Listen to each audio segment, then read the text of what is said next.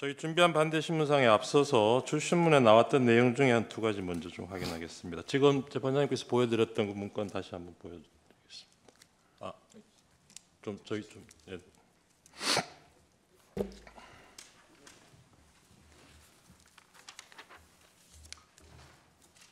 아까 이 서류를 기재부 장관에게 실무자를 통해서 전달했다 하셨죠? 이게 바뀌었는데요. 죄송하지만 저게 제가 뭐 좀 메모를 하고 있어서 바꿔주십시오. 이게 저희가 드렸던 것 같은데.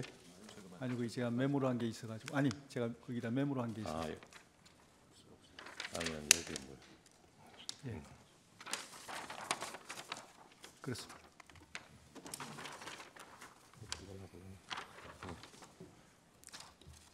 예, 다시 여쭤보겠습니다. 실무자를 통해서 기재부 장관에게 전달했다 하셨죠? 네, 그렇습니다. 그 실무자가 누굽니까? 제가 사실은 얼굴은 익어서 주긴 줬는데 급하게 이제 제가 저쪽 그 국방부로 가야 되는 상황이라 가지고 예. 나가면서 복도에 있는 실무자를 줘서 국방부로 나간다는 게 제가 그 국무회의 일을 마치고 그러니까요. 국방부로 빨리 가야 되기 때문에 네. 가는 과정에서 제가 나가는 과정에서 대통령님 모시고 나가다가 예. 그걸 못 주고 나왔다는 걸 그때 알고 예. 다시 들어가기도 그렇고 해서 예. 제가 실무자를 줬습니다. 예. 네. 그 국방부로 가셔야 될 일이라는 게 합참, 그 지하 벙커, 지휘 통제실입니까? 전투 통제실입니까? 전투 통제실이라고 전투 통칭합니다. 네. 지휘 통제실이라고도 전투 하고. 통제실에서 전군 주요 지휘관 회의를 예, 증인이 맞습니다. 주재하기로 되어 있으니까 예. 그것 때문에 이동을 하셔야 됐다는 그렇습니다. 거죠. 네. 그런데 그 이동하실 때, 그럼 이동하시기 전에 전달할 수도 있었을 텐데. 그 국무회의 중에는 제가 줄 수 있는 상황이 못 됐고요. 예. 그리고 기재부 장관은 제가 좀 늦게 왔습니다. 기재부 장관이. 네. 그래서 줄 수 있는 상황이 못 됐습니다. 제가 접촉을 못 했습니다. 예. 저도 그때 막 그 바쁘게 움직이다 보니까. 그래서 증인 말씀 취지는 네네네. 증인은 전군 주요 지휘관 회의 주재하러 먼저 이동하시고 그렇죠. 그걸 전달 못했기 때문에 예. 실무자한테 이걸 전달하면서 예. 저 맞습니다. 기재부 장관에게 전달해라 예. 이렇게 지시를 하셨다는 겁니다. 그렇습니다. 근데 그 실무자가 누구냐고요? 그러니까 실무자 얼굴은 이건데 비서실 그 행정관 같은데 제가 기억은 대통령실 비서실의 네네 행정관. 맞습니다. 네네네. 그다음에 그 내용 의미에 대해서 아까 국가비상입법기구 관련해서 헌법 조문도 얘기하시면서 이게 긴급 재정 입법권의 취지다 이런 말씀을 하셨어요. 네. 예. 그 헌법 조문 한번 보여드리겠습니다. 헌법 76조 1항입니다. 네. 아까 증인이 언급하신 조문이 이 조문이 맞죠? 맞습니다. 예. 이게 긴급 재정경제명령 관련 조항인데 여기 보면 이걸 발령할 수 있는 요건이 국회 집회를 기다릴 여유가 없을 때에 하나여 이렇게 돼 있습니다. 보이시죠? 네. 예. 왜 국회의 집회를 기다릴 여유가 없었을까요, 그때? 그런 상황이 될 수도 있는 것이고 네. 제가 이렇게 사실 작성할 때는 이런 법조문을 제가 고려하진 않았습니다. 그냥 이제 찾아보셨다면서요? 예? 찾아보셨다면서요? 그게 아니고 제가 찾아봤으면 이런 어떤 문구를 이렇게 안 썼을 텐데 네. 저는 사실 이 내용을 아까도 제가 잠깐 말씀드렸지만 평소에 대통령께서 그 우리 정부 여당에서 이런 어떤 민생과 관련된 알겠습니다. 그리고 저희 시간이 한정돼 있어서 답변 거기까지 듣고요. 저희 준비한 간단하게 말씀드리겠습니다. 왜냐하면 이게 중요한 저희는 뭐 포인트이기 들을 때문에. 얘기 다 들었습니다. 준비사안 반대신문사항 여쭤보겠습니다. 1항입니다. 지금 2024년 9월 2일 날 증인에 대한 국방부 장관 후보자 인사청문회가 있었죠. 네, 그날 민주당 국회의원들이 계엄령 관련해서 뭐 의혹을 제기하고 그랬죠. 네, 그때 증인이 하신 얘기가 국민이 용납하지 않고 군도 안 따를 것 같다 이런 취지로 말씀하셨죠. 네, 맞습니다. 그리고 그 직후에 대통령실에서도 계엄령 준비설은 근거 없는 괴담이다 이렇게 입장을 밝혔고요. 네, 근데 좀 한 두 달 지났습니다. 11월 9일 날 장관 공관에서 증인 그리고 여인영 방첩사령관, 곽종근 특전사령관, 이진우 수방사령관 이렇게 함께 식사하는 자리가 있었죠. 네. 이 자리에서 비상계엄 얘기가 있었죠. 비상 사태에 대한 어떤 얘기는 있었던 것 같습니다. 예, 그 자리에서 만약에 그런 비상 사태가 선포되면 이 군부대들이 어떻게 할 것인지 증인이 물었고 곽종근, 이진우가 거기에 대해서 답변한 얘기가 있죠. 네. 네. 그 자리에서 증인 이진우 수방사령관한테 수방사의 부대 편성이나 출동 방식 이런 것도 물어보셨습니까? 하여튼 뭐 어떤 걸 물어봤는지 제가 정확히 기억은 안 납니다만 하여튼 어떤 비상사태가 생기면 어떤 임무를 어떻게 수행하는지를 네. 확인하는 것은 맞습니다. 네, 알겠습니다. 사망입니다. 피청구인, 여기서 피청구인은 대통령을 지칭하는 겁니다. 11월 24일경 대통령 관저에서 증인하고 차를 마시던 중에 이게 나라냐, 국회가 폐악질을 하고 있다라고 말하면서 비상대책이 필요하다 이렇게 말한 사실이 있죠. 네. 이때 증인은 피청구인이 곧 비상계엄을 할지도 모르겠다 이런 생각을 하신 겁니까? 그때 조금 평상시에 대통령께서 굉장히 그 참 나라의 미래에 대한 걱정, 그다음에 민생에 대한 걱정, 그다음에 뭐 여러 가지 네, 지금 아까 현안에 대한 주신문에서 답변하셨으니까 그럼 예, 거기까지 얘기를 듣겠습니다. 많이 하셨기 예. 때문에 사항으로 넘어가겠습니다. 증인 검찰 진술을 보면 초반에는 증인도 피청구인에게 뭐 계엄 선포 같은 비상 조치는 만류하는 취지로 진술을 하셨던 것 예? 같아요. 그 피청구인 대통령이 비상 조치 이런 얘기를 하면 초기에는 증인도 그걸 조금 기다리시라 만류하는 취지로 진술을 하셨던 것 같더라고요. 네네. 맞습니까? 그거는 평소에 제가 분명히 말씀드리겠습니다. 평소에 대통령께서 이 하루 24시간을 거의 뭐 국가, 국민, 민생 네, 이것만 질문 여지에 생각하시는 맞게 좀 간단하게 답변해 그런 주십시오. 생각만 하시는 분이기 때문에 이런 어떤 생각만 하시다 보니까 상황이 좀 안 좋고 정치 상황이 좀 어려우면 굉장히 좀 약간 이렇게 감정적으로 기복이 올라가시는 경우도 있고 이러다 보면 또 그런 어떤 말씀이 있을 수도 있는데 그래서 또 좀 그 다음 날 되면 예. 또 전혀 어떤 이상 없이 또 임무 수행을 하시고 전혀 내색 없이 또 정상적으로 임무를 수행하시기 때문에 그런 어떤 그 대통령님의 생각을 이렇게 저희들이 보면 네. 뭐 그렇게 처음 듣는 사람은 좀 어떻게 생각할지 모르겠지만 저는 오랫동안 겪으면서 알겠습니다. 대통령의 그런 생각에 대해서 충분히 이해하고 존중을 합니다. 사회강 묻겠습니다. 네. 근데 결국 증인도 뭐 말리는 걸 포기하고 피청구인 계엄 선포에 동의를 하셨을 거 아니에요? 동의를 하셨으니까 이렇게 됐을 거 아닙니까? 항상 존중해 왔습니다. 네. 이게 뒷부분을 생략하겠습니다. 5항입니다. 증인 2024년 10월 14일입니다. 증인 국방부 장관 취임하고 한 달 남짓 지난 시점인데 문상호 정보사령관이죠. 문상호에게 노상원 장군 하는 일을 잘 도와주라 이런 지시를 하신 적이 있습니까? 예, 그렇습니다. 예. 노상원은 이 수사 결과에 의하면은 24년 9월달 그 증인이 국방부 장관 취임한 이후부터 이 계엄 때까지 한 3개월 동안 증인 공관에 22번이나 방문한 것으로 확인이 되었습니다.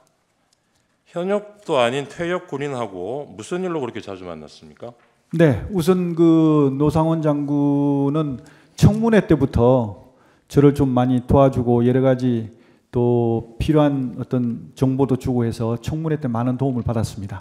그러고 나서 이제 청문회 끝날 때쯤 돼가지고는 이제 그 정보사 그 기밀 유출 사건 관련해서 후속 조치를 해야 되기 때문에 이걸 어떻게 해야 될 것인가. 다시 묻겠습니다. 네. 석 달 동안 22회면 한 달에 7번, 한 주에 2번 가까이 됩니다. 네. 왜 이렇게 자주 만나셨냐고요? 그러니까 제가 말씀드리잖아요. 그런 어떤 청문회 관련해서도 자주 왔고요. 그다음에 정보사를 어떻게 하면 이렇게 제대로 정상화시킬 것인가 하는 문제와 관련해서 또 많은 저한테 조언을 줬기 알겠습니다. 때문에 그렇게 했고요. 다음 또- 제가 그 관련해서 더 물어볼 겁니다. 나항입니다. 증인 노상원하고 문상호에게 비상계엄 선포가 되면 선관위 전산 자료를 확보하고 선관위 직원들을 조사해서 부정선거가 있었다는 사실을 밝혀내라 이런 취지로 진술하신 적 있습니다. 앞에 지시하신 부분을 적 제가 있습니다. 잘못 들은 죄송합니다.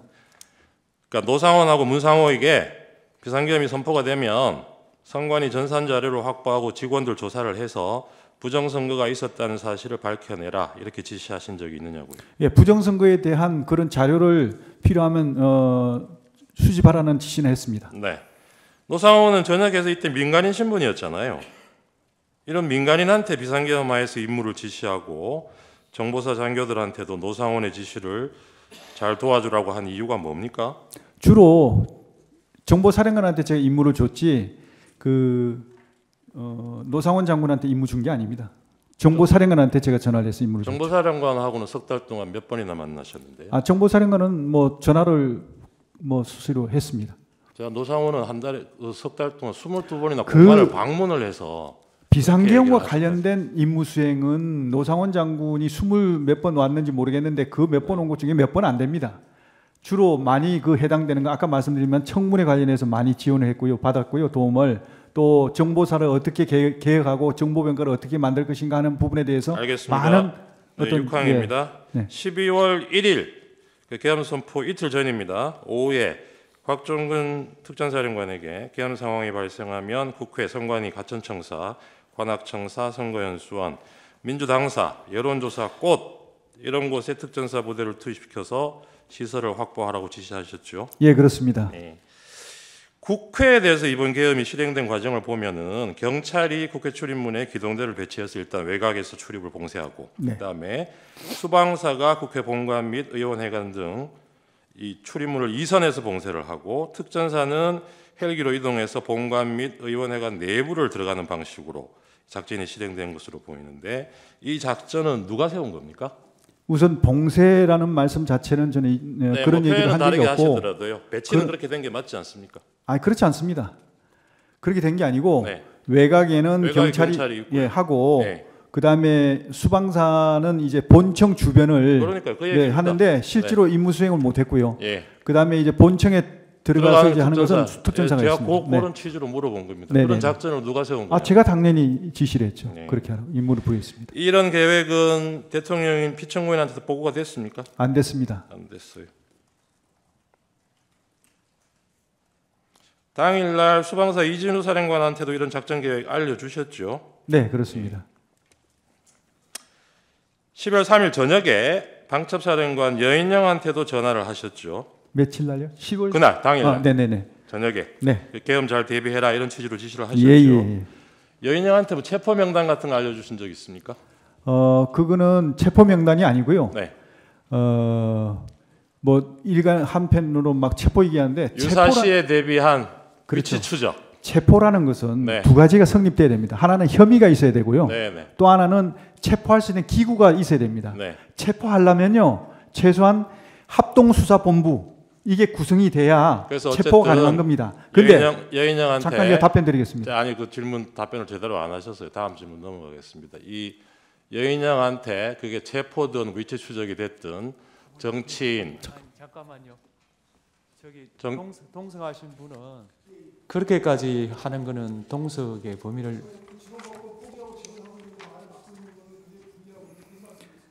그러니까요. 다른 사람이 보기에는 정언을 코치하는 거로 보이잖아요. 우리가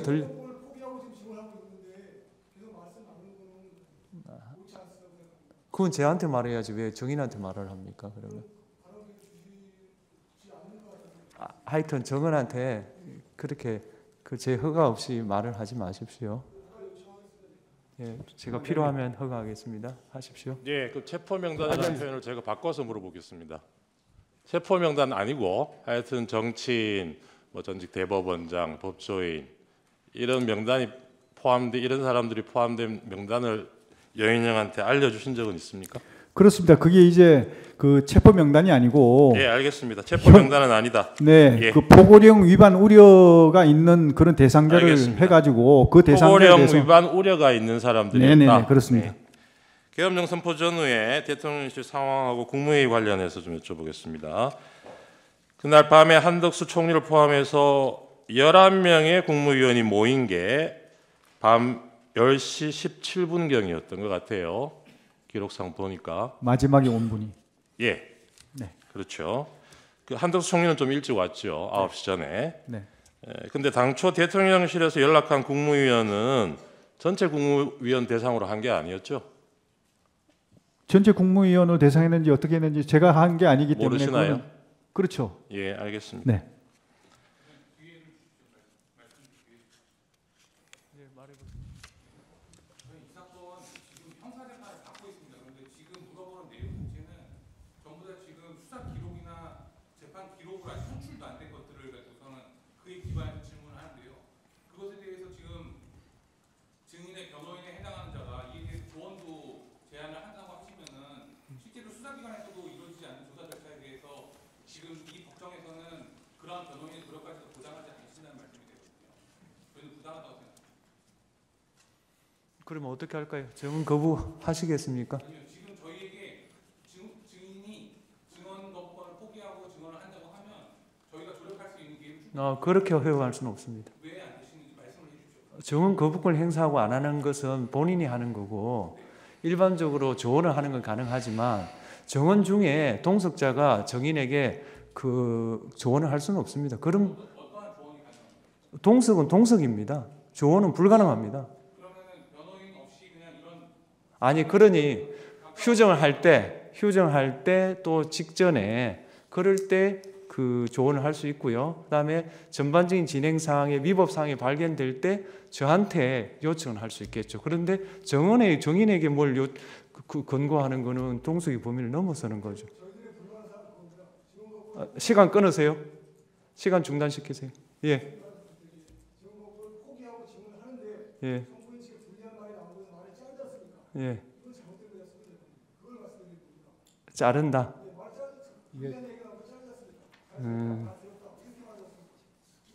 그런데 정인 신문을 자기 필요한 걸 구하는 거는 청구인의 권한 아닐까요?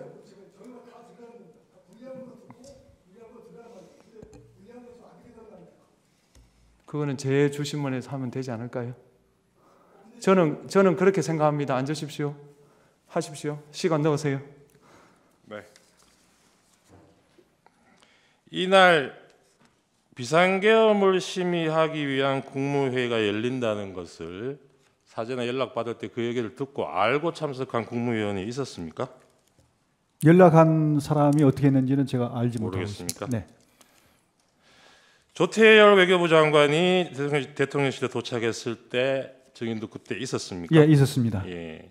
그때 집무실에 있었습니까? 예, 아까 집무실에 있었습니다. 집무실에. 그러면 조태열 외교부 장관이 집무실에 들어왔죠. 예, 그래서 그때 피청구인이 비상계엄 선포한다는 얘기를 해줬고 조태열 외교부 장관도 아까 기재부 장관처럼 A4 종이 한 장을 받았다고 그래요. 네. 혹시 그거 보셨습니까?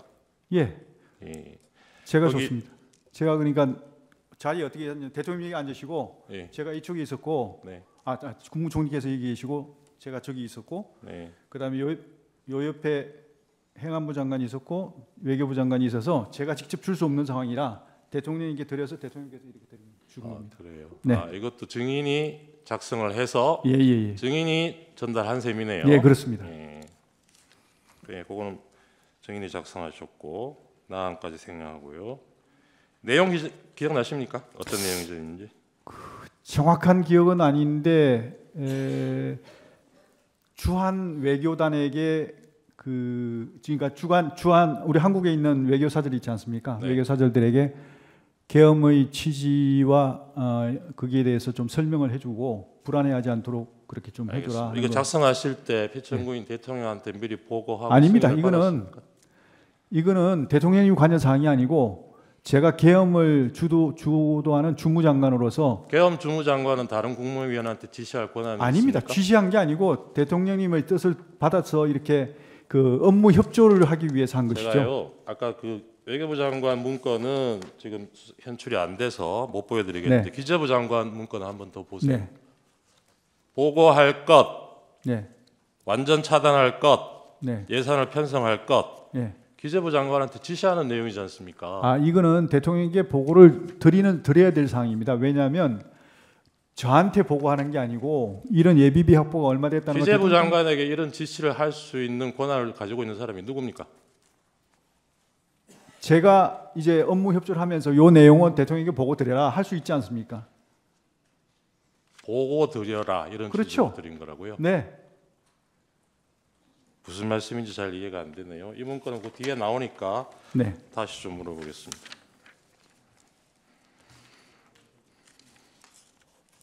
10일에 가항으로 넘어갔습니다. 국무회의 정족수가 채워진 것은 아까 10시 17분경 주신문에도 근데 나왔습니다. 잠깐만 죄송합니다만 저한테 질문지를 주셨나요? 질문지를 원래 안 드려도 됩니다. 저야 드려야 되는 거. 근데 왜 번호를 얘기하세요? 질문지의 번호가 지금 재판관님들 보시기 편하고 말씀. 저한테는 원래 안 주는 건가요? 네. 듣고 기억나는 대로 말씀하시면 됩니다. 네, 알겠습니다. 아까 주신문에서도 정족수가 채워진 게 10시 17분 오영주 중소기업 벤처부 장관이 대접견실에 도착한 때라고 하셨습니다. 기억나십니까? 예, 그래서 11명이 된 거예요. 예, 그리고 피청구인이 대국민 담화하러 브리핑룸으로 출발한 게 22분입니다. 10시 22분. 예, 그럴 겁니다. 5분이에요. 22분 정도 돼서. 네네. 그러면 이 증인이 얘기하는 실제로 국무회의가 있었다고 하는 게 그 회의 개최 시간이 5분이에요. 네, 맥시멈. 네. 네. 그걸 전제로 이때 여러 국무위원들이 반대했던 거는 기억나십니까?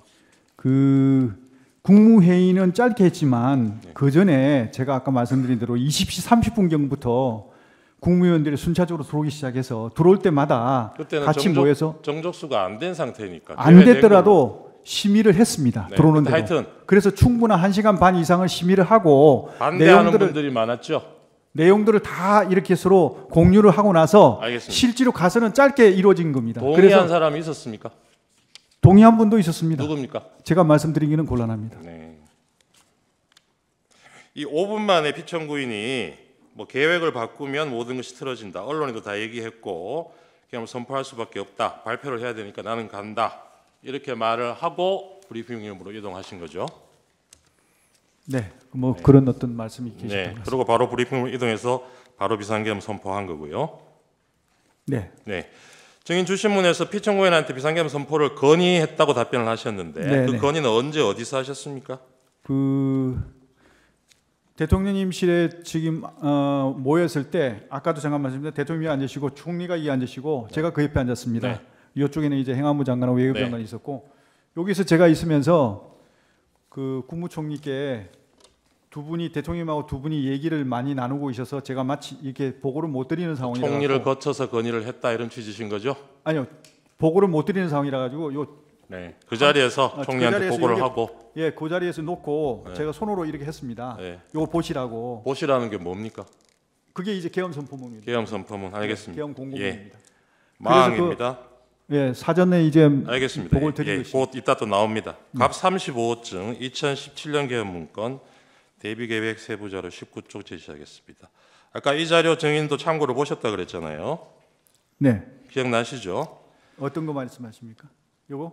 2017년 계엄 문건요.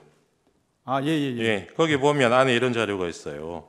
국방부 장관이 대통령에게 비상계엄을 건의하는 경우에 이러한 양식의 건의문을 작성해서 국무총리를 거쳐 대통령에게 건의하도록 되어 있는데 이런 건의문 작성한 사실이 있습니까?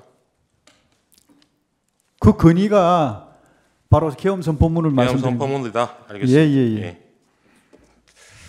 아까도 말씀드렸듯이 국무회의가 정식으로 열렸다 하더라도 그 심의 절차가 5분밖에 안 걸렸어요.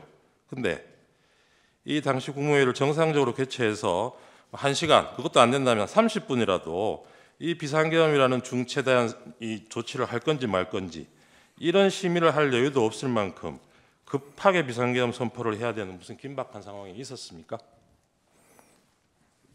그거는 절차를 지금 준수하기 위해서 원래는 이제 22시에 그 계엄 선포를 할 계획이었었는데 국무위원들 도착 시간이 늦어지면서 정족수가 최소한 이렇게 돼야 되겠다 해서 기다려서 30분 늦게 이루어진 겁니다. 네, 알겠습니다. 그렇게 이루어진 것이지. 그 자리에서 피청구인이 비상계엄은 자신만의 결단이고 이건 뭐 누구하고 의논할 수 있는 일이 아니다 이런 얘기 하셨다는데 기억나십니까? 예, 대통령님의 그 고유 권한이시기 때문에 충분히 그런 말씀은 가능하다고 생각합니다. 알겠습니다. 언론에 그날 밤 10시에 특별담화 나간다는 거는 언제쯤 알렸나요? 언론에?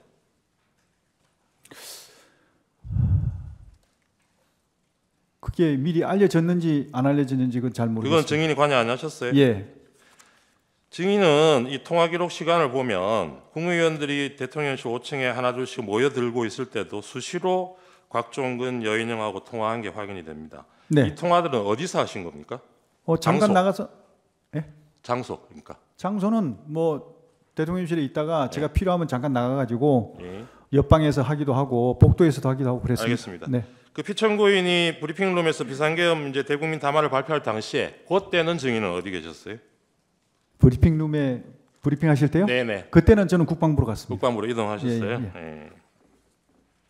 아까 그 방 이름이 전투통제실이라 그러셨습니까? 네, 전투통제실이라고도 하고 전투통제실. 지휘통제실이라고 한 하고 10시 반부터 화상회의가 시작이 됐죠. 10시 반부터 네. 이 전투통제실에 그러면 언제까지 머물렀습니까, 증인은? 해제될 때까지 있었던 것 같습니다. 해제될 때까지. 예. 어디 다른데 중간에 이동하신 적 없습니까? 예. 중간에 이제 잠깐 제가 해제 관련해서 국무회의 할 때 잠깐 갔다 왔고요. 아, 네. 예, 중간에 또 대통령께 찾으셔서 한번 갔다 왔고 그랬습니다. 네. 피천고인이 거기로 내려온 적은 없습니까? 어디로? 그 전투통제실로. 전투통제실에 있었습니다. 아니, 대통령님께서 아니, 예, 대통령께서 한 번 내려오셨습니다. 한번 오셨죠. 네, 예, 네. 그거 물어보겠습니다. 국무회의 의사록은 나중에라도 확인하신 적이 없죠? 의사로? 계엄 선포.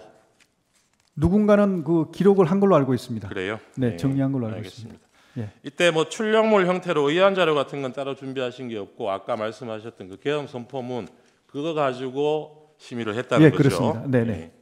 계엄 선포문 한번 제시해 보겠습니다. 이게 증인이 말씀하신 그거죠? 예, 맞습니다. 이것도 증인이 작성하신 겁니까? 예, 맞습니다. 예. 이 비상계엄 선포문이라는 거는 계엄을 선포한 후에 그 이유, 종류, 시행 일시 이런 걸 국민들에게 알리기 위해서 하는 예. 공고문서죠. 네, 맞습니다. 예. 그런데 계엄 선포 전에 선포 여부를 심의하는 국무회에서 이미 계엄 선포를 전제로 미리 작성된 공고문을 의안 조례로 나눠 주셨다는 거네요. 예. 뭐 다른 자료는 더 나눠 주신 거 없죠? 예? 이 자리에서. 요거만 알겠습니다. 라항입니다. 아까 주신문에서 국무회의 규정 근거로 긴급한 경우에는 의안 뭐 미리 하는 거 생략할 수 있다 이런 취지로 답변을 하셨는데 규정 내용이 글씨가 작아서 조금 저희가 확대해 드릴게요. 한번 보십시오. 3조 3항을 함께 보면은 중요 사항에 대해서는 의안 제출은 미리 못하더라도 그 경우에도 심의에 필요한 검토 의견 등을 해당 의안에 분명히 밝혀서 제출하여야 한다라고 규정을 하고 있고 이런 중요 사항에 대해서는 이 검토 자료를 붙여서 제출해야 한다는 건 예외 규정이 없어요. 아무리 긴급한 경우라도.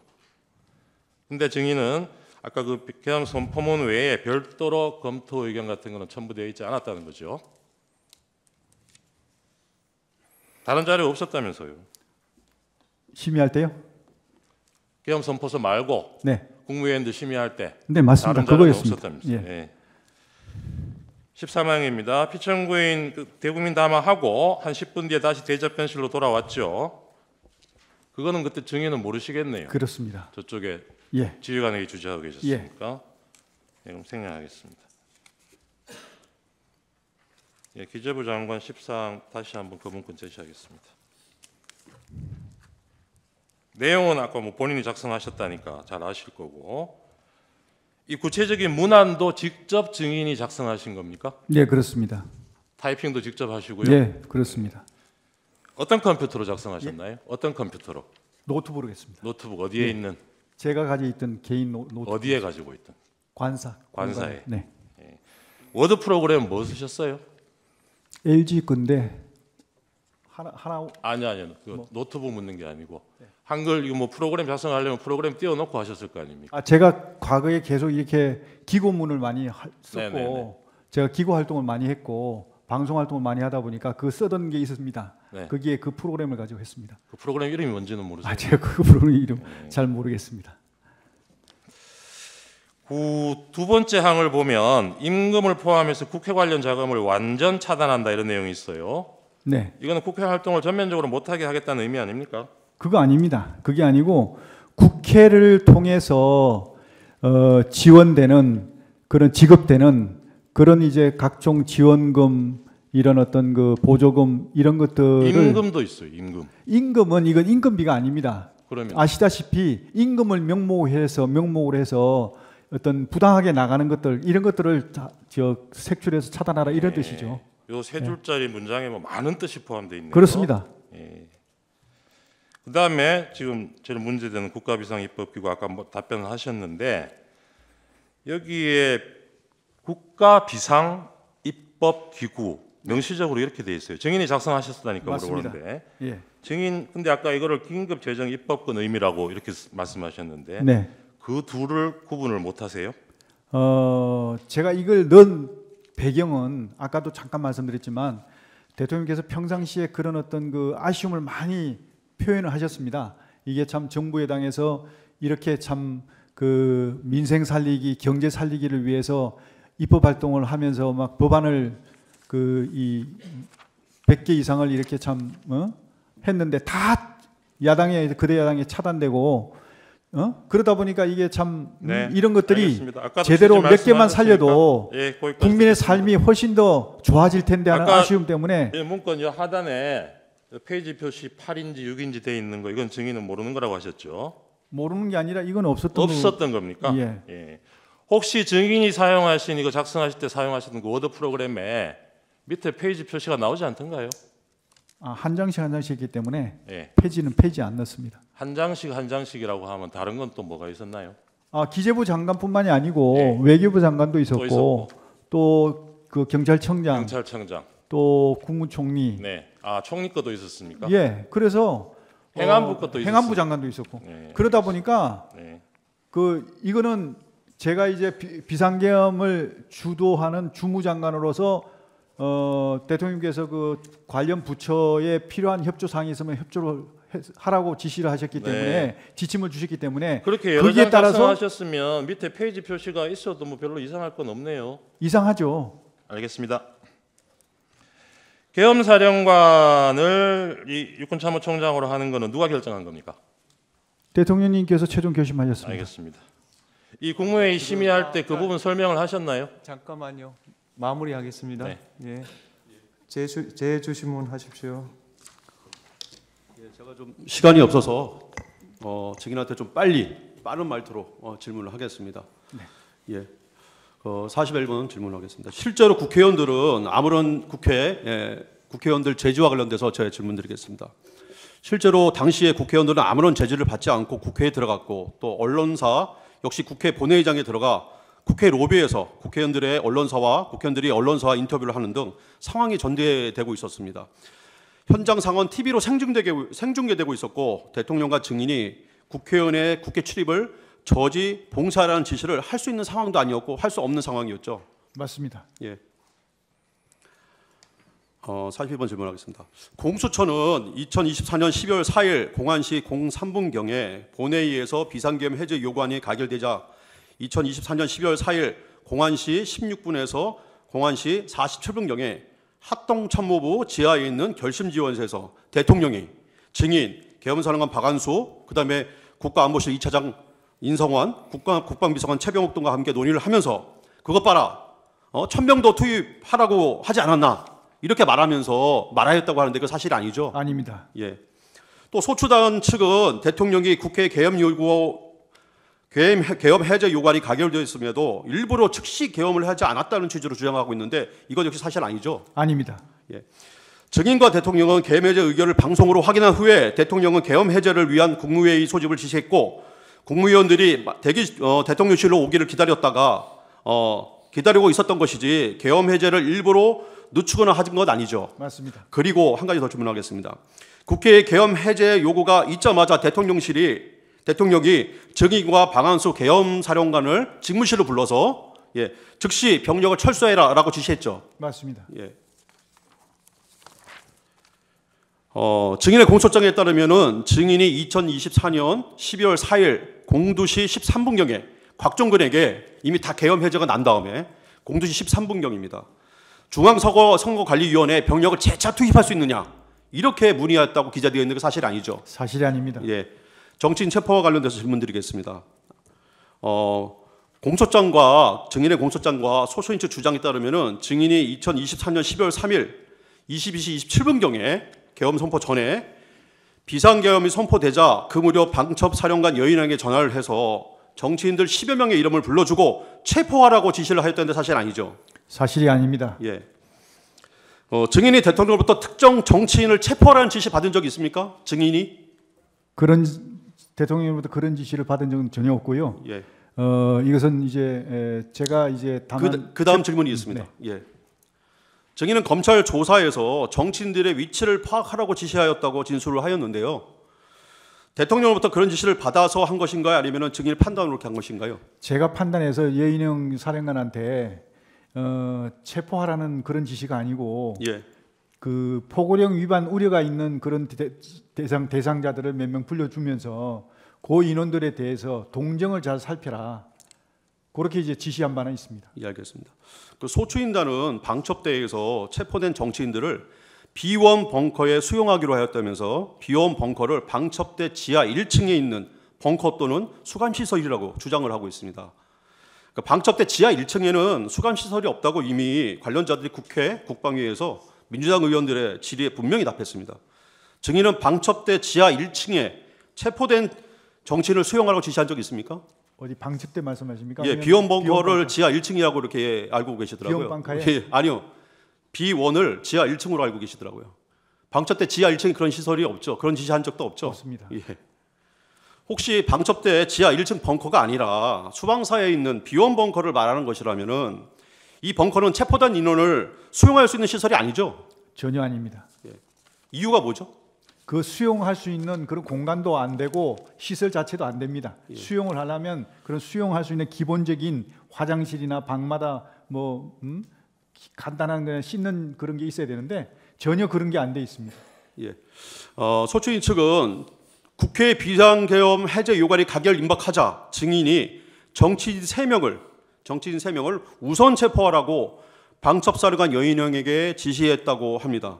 증인이 여인영에게 그 정치인 3명에 대한 체포 지시를 한 적이 있습니까? 그 시간을 제가 보니까 그 시간까지도 아까 제가 말씀드린 대로 합동수사본부가 구성이 안 됐습니다. 구성이 안 됐기 때문에 체포조가 운영이 안 되는 겁니다. 예. 그런데 무슨 놈을 체포를 하라고 얘기하겠습니까? 이런 사실을 대통령한테 지시받은 사실도 없죠. 당연히 없습니다. 예. 증인은 공소장에서 검찰이 정치인 체포조가 운영됐다 이렇게 얘기하는데 사실 아니죠. 그것도 아까 잠깐 말씀드린 대로 체포를 하려면 혐의가 있어야 되고 네. 또 체포할 수 있는 기구가 있어야 됩니다. 예, 알겠습니다. 혐의도 없고 예. 체포할 기구도 구성이 안 되는데 질문하겠습니다. 어떻게 예. 그게 체포가 이루어집니까? 예, 예. 선관위 관련돼서 질문하겠습니다. 선관위에 몇 명 가라고 대통령이 지시한 바 있습니까? 없습니다. 예. 증인은 선관위에 어떤 부대를 몇 명 보내라고 누구한테 지시했습니까? 선관위의 초기에 정보사가 이제 그 시설 확보를 위해서 초기에 투입이 됐고요. 그 이후에 특전사가 투입이 된 걸로 알고 있습니다. 몇 명 보내라고 지시한 적은 없죠. 예, 인원은 제가 정확히 예, 기억하지 알겠습니다. 못하고 있습니다. 증인은 선관위에 출동한 지휘관들에게 선관위 직원과 핸드폰 등에 대한 압수 또는 체포 지시를 내린 바 있습니까? 그런 사실은 없습니다. 다만 이제 임무 수행을 위해서 필요한 조치를 하라고는 제가 그 임무를 줬지만 구체적으로 지시하는 것은 그 장관이 해야 될 일은 아닌 것 같습니다. 예. 그 법관들의 체포에 대해서 한번 말씀드리겠습니다. 질문하겠습니다. 증인은 법관들에 대해서 체포 지시 또는 위치 파악 같은 거 지시 내린 적이 있습니까? 없습니다. 그럼 대통령께서 증인에게 법관 체포를 지시한 적이 있습니까? 없습니다. 말이 안 됩니다. 예, 이상입니다. 네, 제주심 또 하겠습니다. 네 하십시오.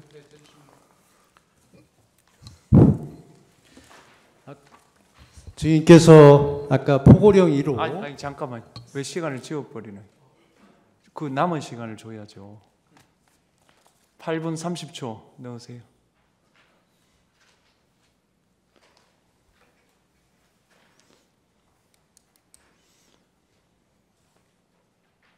예, 9분 넣으세요. 예, 하십시오. 주인께서 아까 포고령 2로를 설명을 못하신 게 2로를 못 보셨기 때문인데 포고령 2로에 대해서 좀 설명을 해주시겠습니까? 예, 그 포고령 1번에 보면 그 내용을 쭉 보면 마지막에 있는 시위 등 일체의 정치 활동을 금한다라고 되어 있습니다. 이걸 보면 마지막 일체의 정치 활동을 금한다는 게 이제 마지막 핵심이고요. 그래서 이제 국회 같은 경우에는 그 입법 활동에 대해서는 존중돼야 되고 당연히 그거는 보장이 돼야 된다고 저는 생각합니다. 그렇지만 정치 활동에 대해서는 통제가 필요하다고 저는 생각하기 때문에 이걸 넣은 겁니다. 왜냐하면 과거의 사례를 봐도 그렇고 정치 활동을 빙자해서 국민들을 선동한다든지 또 사회를 교란한다든지 또 심지어는 이 반국가 세력하고 결탁을 해서 체제 전복을 노린 그런 사례도 있습니다. 이런 것들을 고려해서 국회에서의 정치 활동 또는 이제 그 정치인들의 정치 활동에 대해서는 어떤 일시적으로라도 그러니까 통제가 돼야 된다. 그런 차원에서 이게 들어간 겁니다. 예, 국회의 정상적인 의정 활동이나 합법적인 활동이 아니고 네. 위법적이고 탈법적인 활동을 금지한다는 의미로 넣었다는 말씀이죠. 그렇습니다. 네. 예. 그리고 아까 그 비상 입법 기구와 관련해서 헌법 76조 비상 입법권을 말씀하셨습니다. 근데 헌법 76조는 긴급 재정 명령에 관한 규정이고 그 명령은 입법의 효력이 있다고 해서 그렇게 말씀을 하신 것이죠. 네, 네, 그렇습니다. 그리고 아까 말씀하실 때 대통령께서 평소에 민생 살리기나 경제 살리기 입법 수백 개를 추진했는데 거대 야당의 발목 잡기에 잡혀서 실행을 못해서 안타까워하셨다. 네. 그래서 이제 증인께서 헌법 76조를 활용해서 실행 방법을 강구하는 것이 지금 이 맞습니다. 문구라는 것이죠. 예, 예. 혹시 대통령께서 평소에 민생 입법이나 경제 살리기 입법 중에 대표적으로 언급했던 법률이 무엇인지 말씀해 주실 수 있습니까? 특별히 어떤 법률에 대해서 언급하지 않으시고 네. 이런 것들을 막혀 있는 이런 법안들, 민생 관련한 거, 경제 살리기 관련한 것에 대해서 이것이 그 제대로만 작동이 되면 국민의 삶이 훨씬 더 좋아질 텐데 하시면서 아쉬움을 표하면서 이게 기회가 된다면 이런 어떤 비상대책을 강구해서 어떤 이런 것들이 좀 해결될 수 있는 방안이 있으면 좋겠다. 이런 어떤 희망사항으로 말씀하신 게 있습니다. 그래서 그 기억에 제가 해서 그 내용을 정리한 겁니다. 그때 당시에 이제 평소에 대통령께서 4대 개혁 문제라든지 그 소득세법, 상속세법, 증여세법, 법인세법 이런 부분들을 많이 개혁하시려고 하는데 좌절됐던 부분을 말씀하신 적은 없습니까? 그런 부분도 물론 당연히 말씀하신 데는 근데 이런 법만 잘 돼도 국민이 더 잘 예, 살 예, 수 예. 있다는 안타까운 맞습니다. 말씀을 많이 다 하셨다. 포함했습니다. 예. 그런 것까지. 네. 그리고 그 청구인 측 질문에서 특전사는 의사당 내이고 수방사는 경내고 경찰은 담장 밖이라고 이렇게 질문을 할 때 증인께서 맞다고 말씀을 하셨는데 실제 특전사가 국회 본 의사당에 얼마나 들어가셨는지 아십니까? 280명. 본관에 다 들어갔습니까? 280명이 질서 유지를 위해서 활동을 했습니다. 다 들어간 걸 확인하셨습니까? 아니 확인한 것보다 제가 보고를 받았습니다. 그렇게. 그러니까 그게 지금 이제 오해를 좀 280명은 국회 경내에 들어간 인원을 말하는 거고요. 맞습니다. 예, 맞죠? 예. 본청에 본 회의장 안에 건물 안에 들어간 사람은 12명밖에 안 돼요. 7079대 묵 깨고 창문 깨고 그거를 좀 오해를 하시고 예. 건물 안에 있었던 그죠? 게 280명이라는 예, 예. 겁니다. 건물 안에. 실제 수방사는 212명이 현장에 갔는데 실제 48명인가밖에 네, 못 맞습니다. 들어가고 50명 밖에. 그것도 예. 건물 내도 못 들어가고 그렇습니다. 경내 대기했고 그렇습니다. 나머지 병력은 담장 밖에 맞습니다. 대기하고 있었습니다. 예, 예. 저도 좀 어제 사진 보고 저거 하는데 그 본회의장과 또 국회 관계자들의 사무실이 있는 본관 건물이 있고요. 예. 또 국회 마당이 있고 담벼락 바깥에 또 경찰이 있었지 않습니까? 예, 예, 예.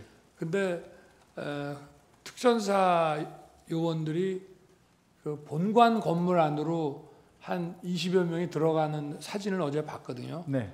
근데 거기서 이제 제지를 하고 뭐 이렇게 소화기를 쏘니까 다들 이렇게 나오던데 그 특전사 요원들이 그러니까 우리 장관님 보시기에 그 본관 건물 밖에 마당에 주로 있었습니까? 아니면은 본관 건물 안으로 그 많은 인원이 다 들어가 있었습니까? 280명은 본관 안쪽에 하여튼 복도든 어디 이쪽 곳곳에 가 있었습니다. 장관님께서 구체적으로 병력의 위치 사항을 자세히 파악하시고 있는 건 없으신 예, 거죠? 그렇습니다. 예, 예. 저는 그렇게 알고 있습니다. 그 수방사령관 이진우 수방사령관이 24년 12월 7일 날 서울중앙지검에서 조사받은 내용입니다. 장관에게 지시를 받은 것이 국회로 가라는 것뿐이었습니다. 그래서 저는 수방사가 원래 하여야 하는 국가 중요 시설의 핵심 지역 국회의사당에 대한 외곽 경계를 해야 한다고 생각했고 왜 가야 하는지 가서 무엇을 해야 하는지 정확히 몰랐습니다. 그래서 국회 연락관으로 가 있는 양재용에게 병력 배치를 부탁하였던 것입니다라고 진술하고 있습니다. 이 수방사령관의 진술에 따르면 증인께서 수방사령관에게 정확한 임무를 지시하지 않은 것으로 보이는데 어떻습니까? 초기에는 네. 제가 그 줄수가 없었던 게 네. 인원도 정확하게 확인이 안 돼 있었고 또 실제로 들어가서 어떤 임무를 수행해야 될지 또 변동이 있을 수가 있습니다. 그래서 제가 초기에는 일단 출발해라. 그리고 그 상황을 고려해서 임무를 추가로 주겠다.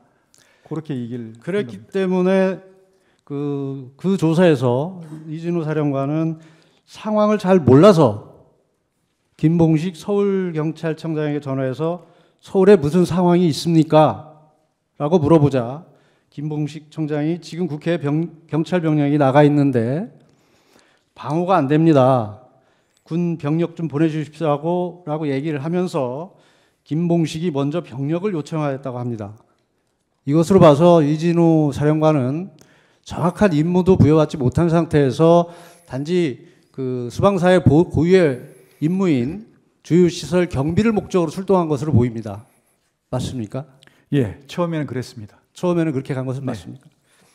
이거 아까 지인께서 말씀하셨을 때 이제 실탄과 관련해서 말씀을 드리면 출동 당시에 병력이 출동을 하게 되면 실탄을 가지고 나가는 것은 매뉴얼에 따른 것이죠. 그렇습니다. 거기에는 개인 소지가 있고 이제 통합보관. 통합 보관이 있었고 이때는 이 계엄 당시에는 분명히 개인 실탄 소지를 금지했기 때문에 개인에게는 소지가 안 됐던 것이고 네. 통합 보관을 했던 것이죠. 그렇습니다. 그것은 매뉴얼에 따른 것이죠. 그렇습니다. 그리고 체포 명단과 관련해서 아까 증언을 하셨는데 체포 지시는 없었고 다만 포고령을 위반할 소지가 있는 대상자들에 대한 동향을 파악하라고 동정을 좀 파악해 보라고. 동정을 좀 파악해 보라고 하셨다고 네네. 하셨죠. 구체적으로 명단을 몇 명을 누가 작성은 직접 하셨습니까, 장관께서? 제가 뭐 몇 명인지 세보진 않았는데 네. 대충 이제 3개 당의 당 대표 왜냐하면 포고령 위반 우려가 있는 그런 네. 분들을 해서 그 다음에 이제 국회의장 그 다음에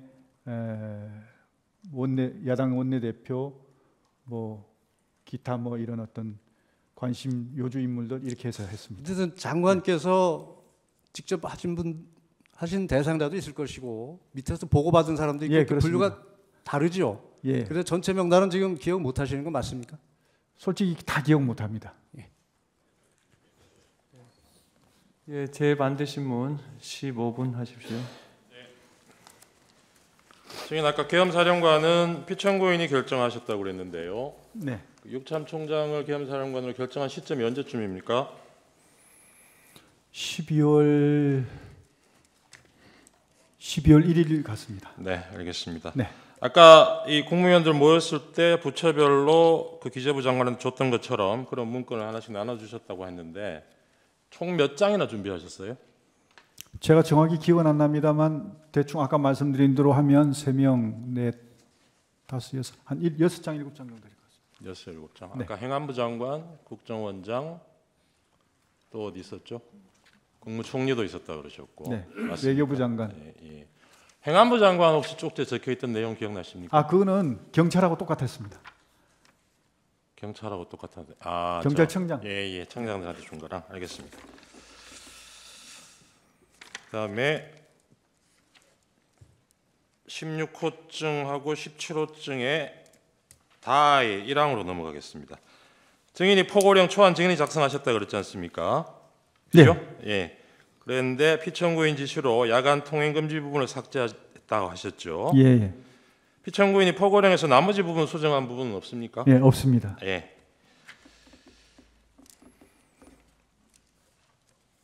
갑 35호증 중에 28쪽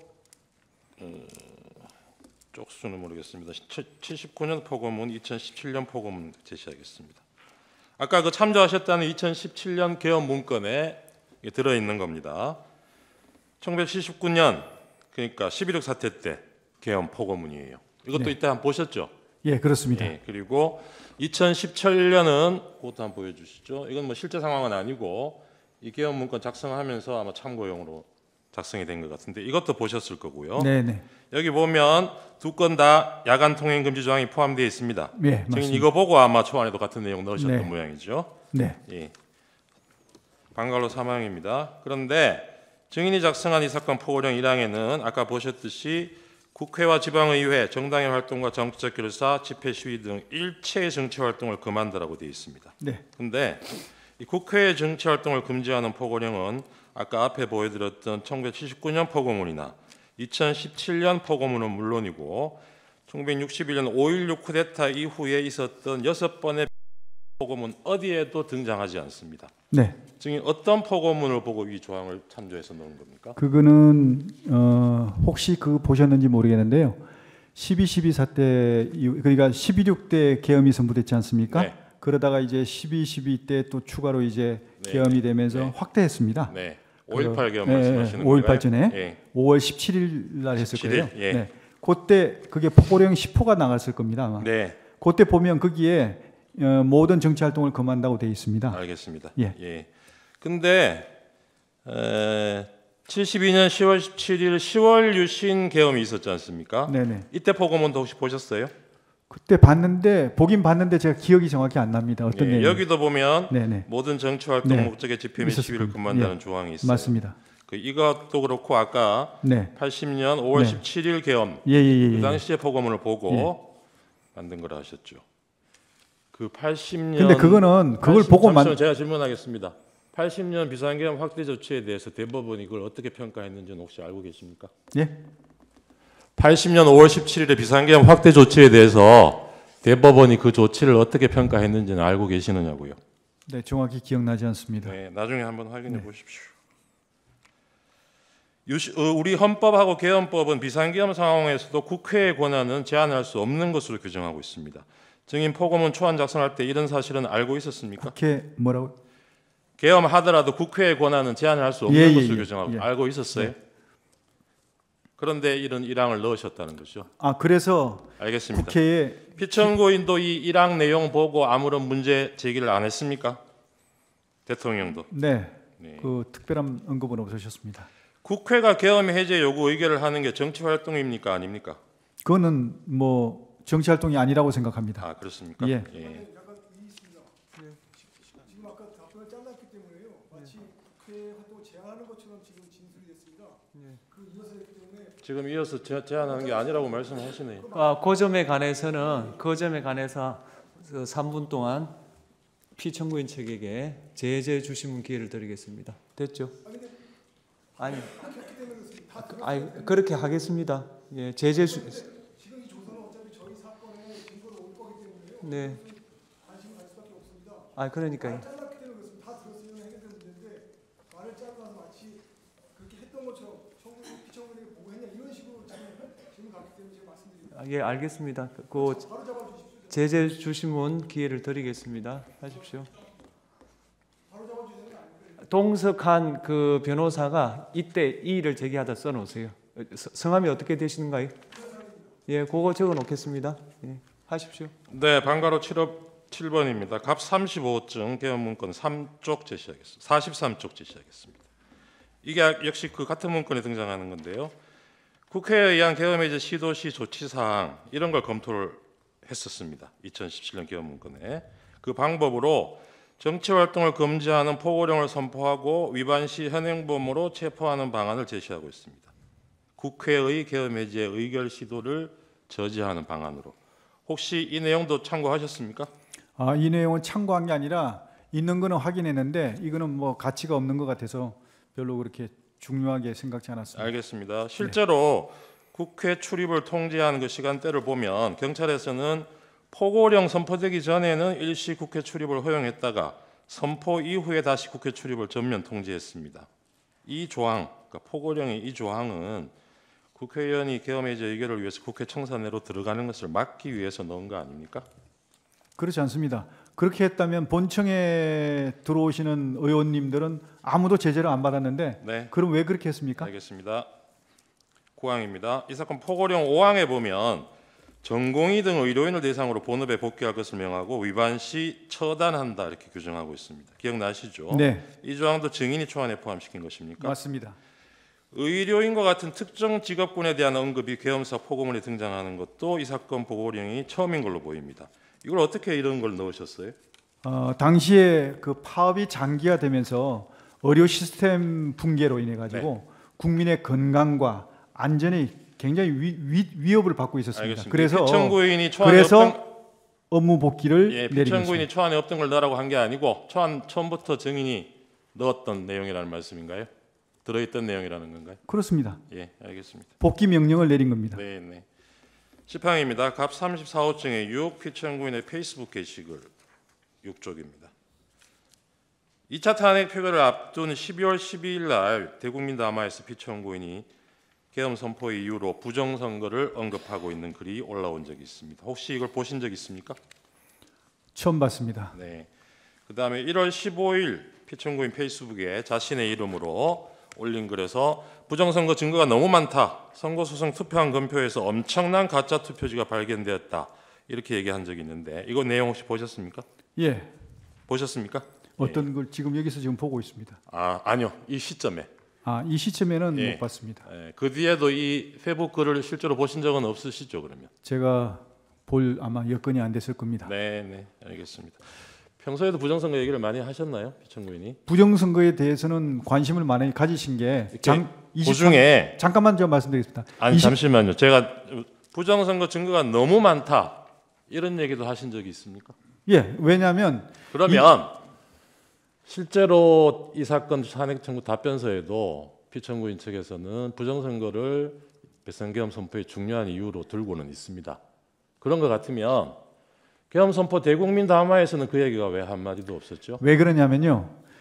부정선거와 관련한 것은 의혹이 굉장히 많고 방금 우리 변호사님 말씀하신 대로 청구인 말씀하신 대로 의혹이 굉장히 국민적 의혹이 많고 여기서는 부정선거의 증거가 너무나 많다 이렇게 정보도 말씀하시죠. 많지만 아직까지 그것이 확인된 게 없습니다. 그래서 이것을 공식적으로 부정선거가 많다 이렇게 얘기할 수 없기 때문에 알겠습니다. 담화문에는 안 넣었지만 네. 이런 어떤 국민적인 알겠습니다. 의혹을 해소하려면 반드시 실체 확인이 필요하다. 18항으로 그래서 넘어가겠습니다. 실제로 투입이 된 겁니다. 그날 계엄 선포하던 저녁에 7시 20분경에 종로구 삼청동에 있는 대통령 안가에서 대통령, 피청구 그러니까 증인, 조지호 경찰청장, 김봉식 서울청장 이렇게 만난 적이 있죠. 네, 이 자리에서 피청구인이 조지호와 김봉식에게 종북 좌파 세력 때문에 나라가 상당히 혼란스럽다. 오늘 밤 10시에 비상계엄 선포한다. 해야겠다. 계엄이 선포되면 계엄군이 국회 여러 장소에 출동할 것이니 경찰이 나가서 국회 통제 잘해달라. 이런 얘기 하셨죠. 뭐 정확한 표현은 기억 안 납니다만 네. 하여튼 뭐 증인 이 자리에서 김봉식, 조지호한테 아까 그런 A4 용지 한 장씩 나눠주셨다는 거죠. 예, 그렇습니다. 여기에 보면 뭐 2200 국회 2300 민주당사 이런 내용으로 적혀 있다 그래요. 네, 앞에 숫자는 시간을 얘기하는 거겠죠? 아마 그럴 겁니다. 네. 여기에 뒤에 장소가 민주당사, 선거관리위원회, 국회, 방송사 MBC, 여론조사 꽃 적어서 주신 거 맞습니까? 아마 기억을 정확히 못하겠나 하여튼 그런 부분이 들어가 있습니다. 네. 꽃하고 뭐 이런 게 서울청장 거하고 경찰청장 거 문건 중에 혹시 다른 내용이 있습니까? 동일합니까? 동일합니다. 예. 24항으로 넘어가겠습니다. 계엄군 상당수 계엄군이 실제로 계엄 선포하기 전에 이미 출동할 대상 건물 주변에 이동해 있었던 것으로 보이는데 이건 증인이 그렇게 명령했기 때문인 네, 거죠? 그렇습니다. 네. 알겠습니다. 26항으로 넘어가겠습니다. 증인 11시 50분 당일 밤에 23시 50분에게 곽종근에게 707 특수임무단병력 추가로 국회에 투입하라고 지시하신 적 있죠. 네, 그때 이제 병력이 지금 본청에 들어가 있는 병력이 너무 적은 것 같아서 추가 알겠습니다. 가능하냐 그랬더니 예.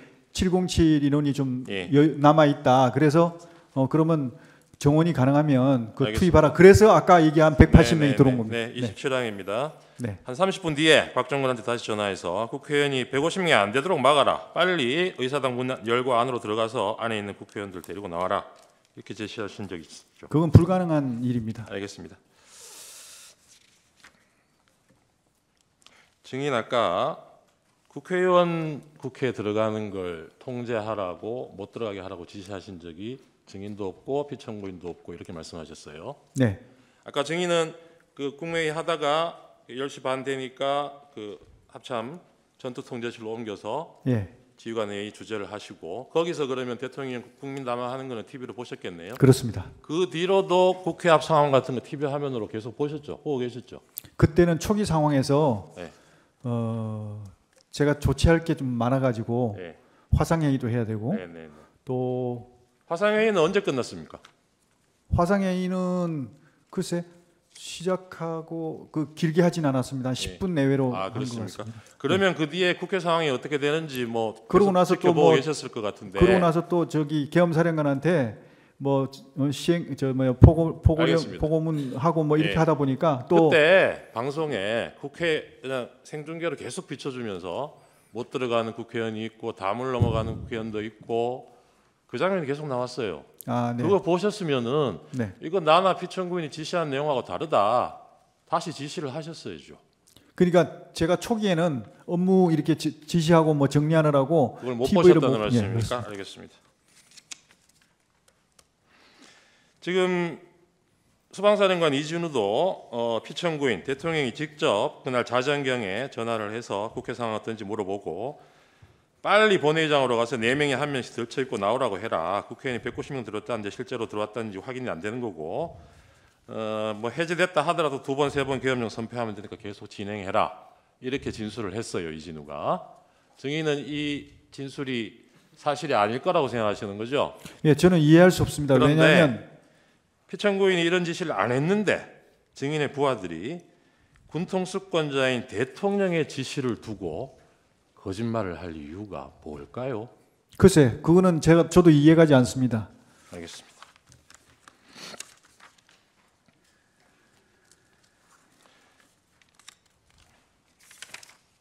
아까 추신문에서 의원들을 끌어내라고 한 것이 아니라 국회 안에 들어가 있던 요원들을 빼내라고 한 것이다. 이런 취지의 네. 답변을 하셨죠. 네. 이 본회의 의사당 안에는 들어가 있던 요원들이 있었습니까? 없었습니다. 없었죠. 그리고 의원들이 아니고 요원들일 것 같으면 이 군인들이라는 얘기잖아요. 그렇습니다. 그러면 그 철수하라고 그냥 말로 지시하면 되지 뭘 끌어냅니까? 그게 아니고요. 지금 이제 우리 군 병력들 요원들하고 국회 그 있는 직원들하고 이렇게 지금 밀고 당기고 하면서 굉장히 혼잡한 상황이 있어가지고 제가 그 상황을 보고 받는 순간 야 이거 잘못하다가 알겠습니다. 압사 사고가 나겠다. 네네. 그래서 이렇게 되면 국민의 피해도 생기지만 우리 장병들도 피해 생기니까 네. 일단 빼라. 예, 그래야만 알겠습니다. 이게 이 저 충격이 완화될 수 있지 않냐. 알겠습니다. 그 얘기입니다. 예, 32항으로 넘어가겠습니다. 포고령 발표된 이후에 11시 23분경에 계엄사령관 박안수에게 전화해서 조지호 청장에게 포고령에 대해서 알려주라고 지시를 했습니다. 누가? 대통령이, 피청구인이. 혹시 이 내용 알고 계십니까? 보고받지 못했습니다. 맞지 못했어요? 네. 예, 알겠습니다. 증인 비상계엄 해제 요구한 가결이 그날 1시 뭐 조금 넘어서 됐잖아요. 그 전에 한 30분 전에 여인영에게 다른 사람 제쳐두고 앞에 알려줬던 그 명단 중에 다른 사람 제쳐두고 이재명, 우원식, 한동훈 3명을 우선 체포해라. 이렇게 지시하신 게 있습니까? 없습니다. 그러면 여인영도 그렇죠. 이런 지시를 안 받았는데 여인영이 그 앞에 받았던 14명 중에 이 3명을 특정해서 우선 체포하라고 지시할 이유가 뭘까요? 그 상황 자체가 그때 아까도 말씀드렸지만 혐의도 없고 체포할 수 있는 기구도 구성이 안 됐습니다. 알겠습니다. 구성이 안 돼 있는데 무슨 놈을 체포를 합니까? 네, 네. 이 명단은 누가 정해준 겁니까? 14명. 14명 제가 아까 말씀드린 대로 14명을 특정한 게 아니고 제가 이렇게 쭉 그 이 주요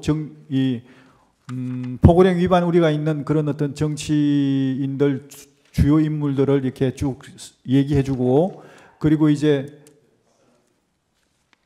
네 그리고 또 그 관심 있는 인원들 이런 어떤 몇 명이 예. 얘기해주고 이렇게 했지 몇 명을 딱 특정해서 얘기한 게 아닙니다. 네, 알겠습니다. 예, 그만하겠습니다. 네. 예,